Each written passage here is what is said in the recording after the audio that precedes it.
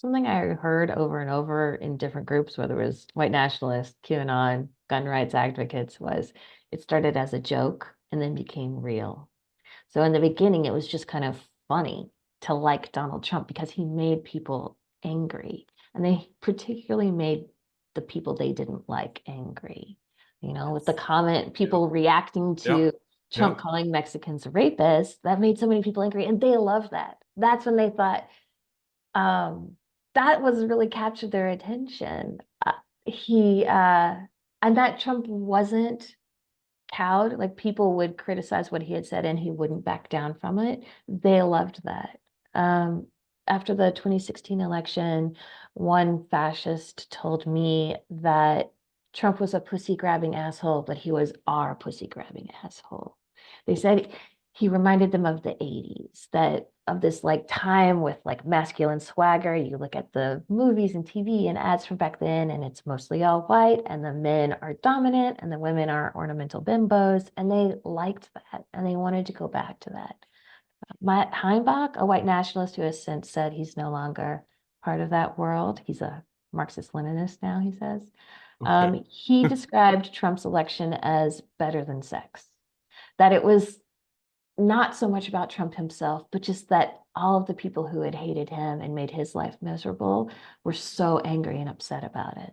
There are all those viral videos of Hillary fans crying. Well, this is the audience for it. And they got off on that. They loved it. Absolutely. They wanted to see pain in these other people. What does that tell you when you talk to someone or you see that expression um, played out that way? What did that, from your reporting, what does that say to you about where we are and how this plays out for the rest of us? Well, I think it speaks to this really terrible nihilism and a decline in empathy for a fellow man. There's been some social science research on internet trolls, and it says that they have high cognitive empathy, meaning they understand the feelings you feel, but low affective empathy. So they don't feel what you feel. If you stub your toe, they're not cringing in sympathy. And so that's why they're so good at manipulating people's emotions.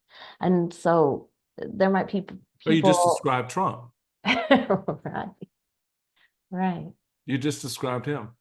I mean, because he's very high. I mean, he understands. He Mhm. understands the sacrifice made by a Gold Star family member. Um, but he has no empathy or a way to express that empathy because it doesn't register for him. And it's interesting you raise that because after the shooting, um, there was a friend of Trump's who was on our air at MSNBC talking with one of our hosts about his conversation. He called him up. He says, you only get about 2 or 3 minutes whenever you talk to him. And he called to check in on him, see how he was doing. And he asked him the question, um, coming this close to losing your life, are you introspective about that? How did that affect you? And Trump wouldn't answer the question. He did Hmm. not answer. There was no emotional connection, which is why I've been trying to help, say to people, for Trump, everybody's sitting there going, oh, well, you have a brush with death. You kind of, life flashes before your eyes. You kind of reorder things. You kind of look at things. He's gonna come out differently. No, he's not. Because I don't think the man emotionally can go to that point with himself to say, damn, maybe my shit has had an impact on people, and this is the result of that someone lashed out, and maybe I should dial it back, or maybe I shouldn't say the things that I've been saying. I just don't think that's in him to do that. He's not shown in his 81 years the capacity to do that. So you make a very, I think, important point in understanding how this is processed for a lot of these people.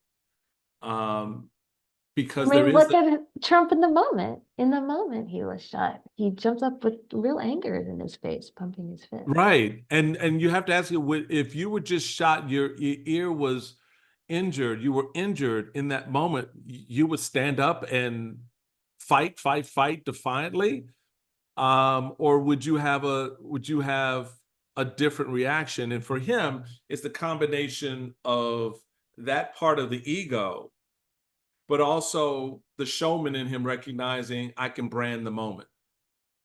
And again, that's a dispassionate connection to it. There's no emotional connection to it. His Secret Service, you can watch it. The Secret Service detail couldn't get him off the stage because he wanted to stay there for the moment. He wanted to create the imagery. And you see with a lot of the narratives throughout the book that is a part of it, is creating this imagery, this sort of, we are stronger than we actually may be. Yeah, it's a bluff. But yes, it's so important to them to portray themselves with this like swaggering masculinity. And after Charlottesville, the recriminations were not like, we killed a woman. It was, oh, some people kind of looked fat in their polos, you know, oh, that guy didn't look cool. That guy looked out of control. You shouldn't have Wow. screamed that. Um, it always comes back to like, it sounds so juvenile, but to looking cool, to looking based. I don't know if you're familiar with that slang, Mhm. but to looking like there's no amount of scolding from the elites that would ever make you change what you believe.